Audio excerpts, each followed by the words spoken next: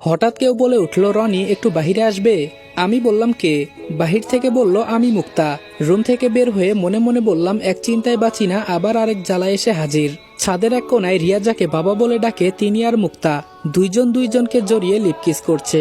কিছুক্ষণ পরে ছেড়ে দিয়ে মুক্তা আমার দিকে তাকিয়ে নিজের ঠোঁট মুছতে মুছতে বলল, এই ছেলেটাকে তুই চিনিস? আমি হাসি দিয়ে বললাম, চিনবো না কেন, এ হলো আপনার রুমমেট বয়ফ্রেন্ড, যেখানে সেখানে পরকিয়া করেন দুইজন মিলে।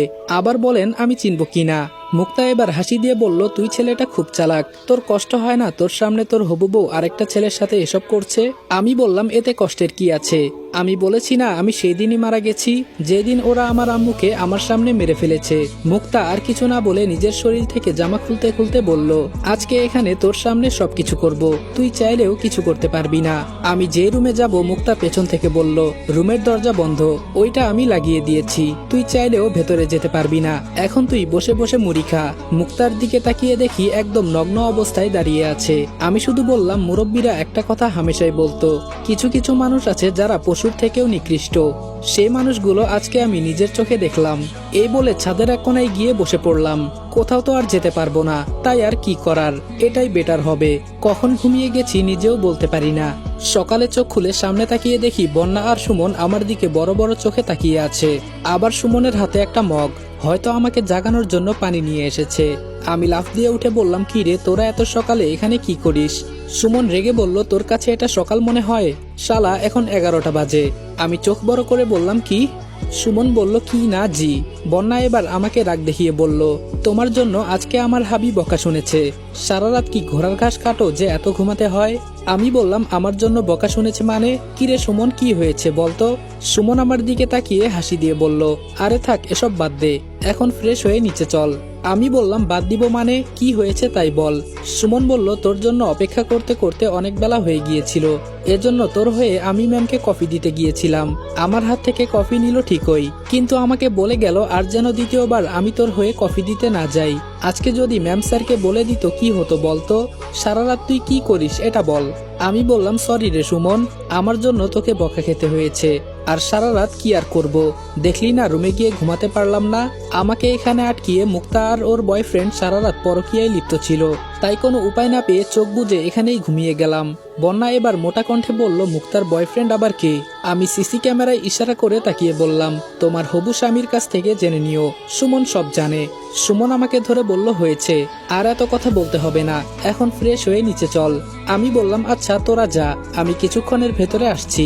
বন্যা আর সুমন চলে যাওয়ার পর আমি দরজার কাছে গিয়ে ধাক্কা দিতেই দরজা খুলে গেল। রুমের ভেতরে গিয়ে মনে মনে বললাম, আমার কাছে আজকের দিন আর কালকের দিনটা সময় আছে, এর ভেতরে আমাকে যে করেই হোক রিয়া ম্যামকে নিয়ে এখান থেকে পালাতে হবে। কিভাবে যে কি করি তাই বুঝতে পারছি না, সময় তো চলে যাচ্ছে, মাগার কিছুই করতে পারছি না। ফ্রেশ হয়ে নিচে নামতেই দেখি মুক্তা এক কোনায় দাঁড়িয়ে ওর বয়ফ্রেন্ডের সাথে কথা বলছে। আমাকে দেখে কাছে এসে আমার হাত জড়িয়ে ধরে কানে কানে বলল, রাতে কেমন দেখলি?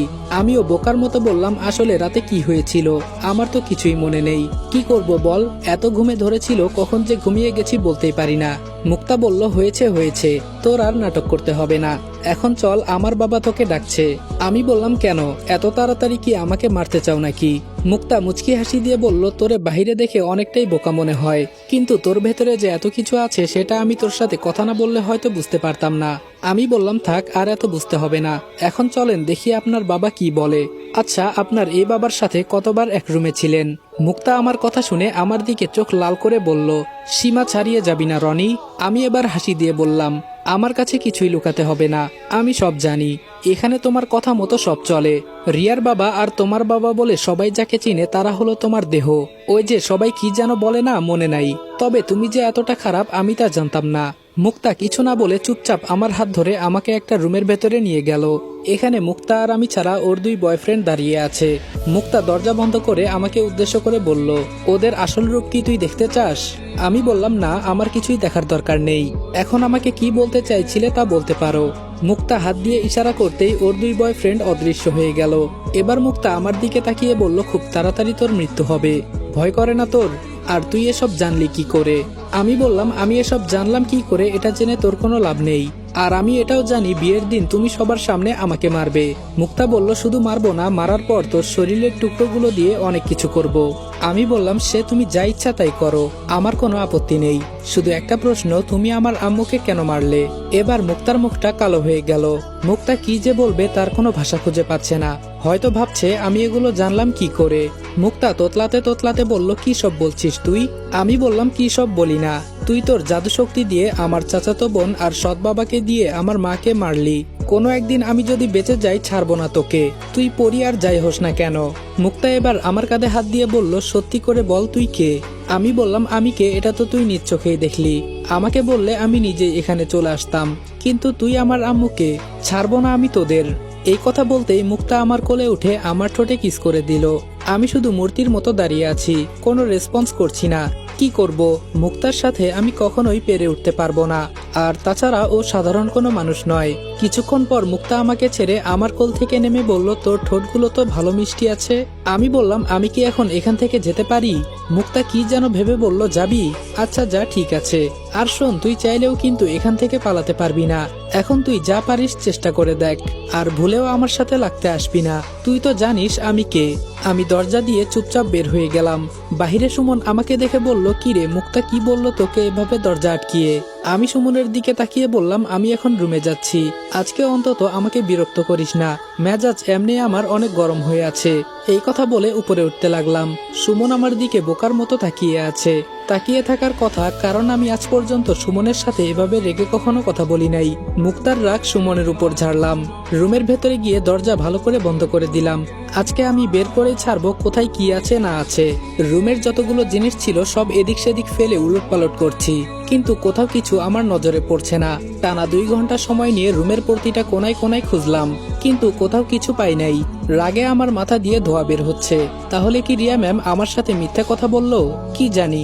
অনেকক্ষণ রুমের এক জায়গায় বসে চিন্তা করছি, আবার কি খুঁজে দেখবো নাকি না। হঠাৎ আমার একটা কথা মনে হলো, আমি যখন এই রুমে এসেছিলাম তখন একটা বই ছিল, কিন্তু এছাড়া এখানে আর কিছুই ছিল না। তার মানে কি? এবার খুশিতে আমার নাচতে ইচ্ছে করছে। তার মানে আমি এখান থেকে পালানোর রাস্তা পেয়ে গেছি। আরে কি পেয়ে গেছি? যদি এটা না হয়, এত খুশি হয়ে লাভ নেই। বইটার সামনে গিয়ে তাকিয়ে বললাম, ধরবো নাকি ধরবো না। কাপা কাপা হাতে বইটা নিলাম। বইয়ের প্রথম পৃষ্ঠায় লেখা আছে, পরিজগতের যত শক্তি ছিল সবটা দিয়ে আমি এই বইটা তৈরি করেছি। একবার যে এই বই হাতে নিবে সে হয়ে যাবে এই সমস্ত শক্তির অধিকারী।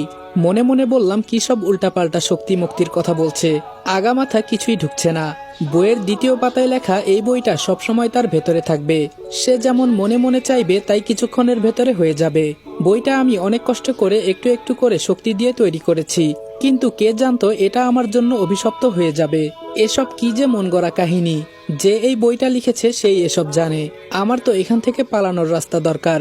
বইয়ের পরের পাতায় কি জানি মন্ত্রতন্ত্র লেখা, তবে এগুলো পড়তে পারছি না। এক এক করে বইয়ের প্রতিটা পৃষ্ঠায় খোঁজার চেষ্টা করছি কোথায় কি আছে। হঠাৎ আমার নজর পড়ল বইয়ের মাঝের 2 পাতায়। এক পৃষ্ঠায় লেখা আছে, বাঁচতে নয় মরতে চাই। অন্য পৃষ্ঠায় লেখা আছে, মরতে না বরং বাঁচতে চাই। হঠাৎ আমার মোবাইলের মেসেজের কথা আর সুমনের কথা মনে পড়ে গেল। ওরা বলেছিল, মৃত্যু থেকে নয় বরং বাঁচা থেকে মরো, তাহলে নাকি আমি বাঁচতে পারবো। তার মানে এটাই এখান থেকে পালানোর রাস্তা।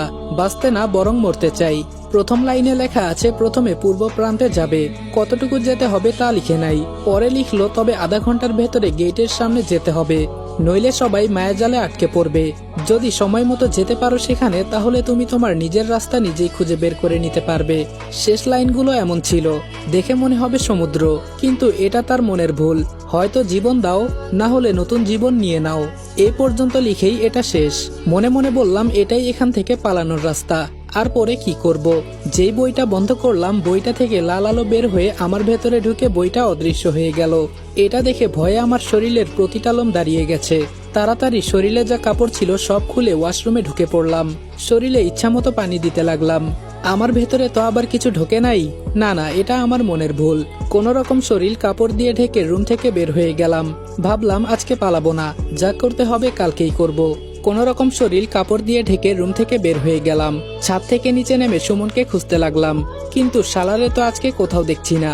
কোথায় গেল? কিচেন রুমে গিয়ে দেখি বন্যা একা একা রান্না করছে। পেছন থেকে আমি বন্যাকে বললাম, বন্যা সুমন কোথায়? বন্যা আমার দিকে তাকিয়ে বলল, কি জানি কোথায় ঘুরে বেড়াচ্ছে, কিছুক্ষণ আগে তো আমরা দুইজন মিলে বাগান থেকে ঘুরে এলাম।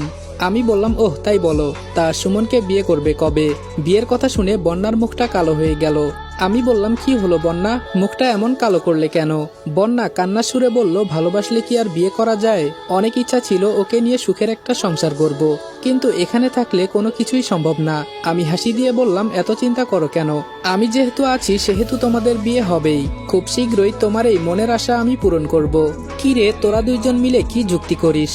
পেছনে তাকিয়ে দেখি সুমনও চলে আসছে। বন্যা বলল, কি আর যুক্তি করব, তোমার বন্ধু আমাদের বিয়ে কবে হবে তাই জিজ্ঞাসা করছে। সুমন আমার কাছে এসে বলল, তাই নাকি? এবার আমি সুমনকে বললাম, সুমন এইদিকে শুনতো। সুমন বলল, হুম বল, কি বলবি? আমি সুমনের কানের কাছে মুখ নিয়ে বললাম, কালকে রাতে আমরা এখান থেকে পালিয়ে যাব। তুই এক কাজ করবি, কালকে বিকালে খাবারের সাথে ঘুমের ওষুধ মিশিয়ে দিবি, এটা যেন কয়েক ঘন্টা পর কাজ করে, তাহলে আমাদের সুবিধা হবে। এই বলে আমি সুমনের কান থেকে মুখ সরালাম। সুমন বোকার মতো আমার দিকে তাকিয়ে বলল, এটা কি সত্যি? আমি বললাম, তবে কি আমি মিথ্যা কথা বলছি শালা? সুমন বলল, কিন্তু তুই যা বললি ওটা কিভাবে আনবো? আমি বললাম, তুই তো এখানে পুরাতন, তাই তোর কথা হয়তো ওরা রাখবে, ঔষধের কথা বলে নিয়ে আসবি, যাতে কেউ বুঝতে না পারে। সুমন বলল, কিন্তু আমার তো ভয় হচ্ছে রনি। আমি বললাম, তাহলে এখানে পচে মর, তোর আর বিয়ে করতে হবে না, আমি সবকিছু তৈরি করেছি, এখন শুধু তুই। বন্যা সুমনের দিকে তাকিয়ে বলল, দুই বন্ধু মিলে কি যুক্তি করছো? সুমন হাসি দিয়ে বলল, কিছু না। আমি বললাম, আচ্ছা সুমন, আমি গেলাম, আর আমার উপর ভরসা রাখ, এই কথাটাই বলতে এখানে আসছি, তুই কিন্তু আমাকে হতাশ করবি না। এই বলে কিচেন রুম থেকে বের হলাম।